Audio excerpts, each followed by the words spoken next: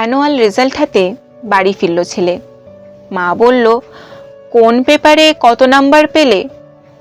হিস্ট্রিতে মম 84, ম্যাথসে 90। মা বলল, fantastic, just like a hero. সায়েন্সে dad, not so fair, only 69। ইংলিশে 94, অল টুগেদার ফাইন। জিওগ্রাফির পেপারে তো 100-এ 100। ডুবিয়ে দিল বেঙ্গলিটাই, ভেরি পুয়ার গ্রেড।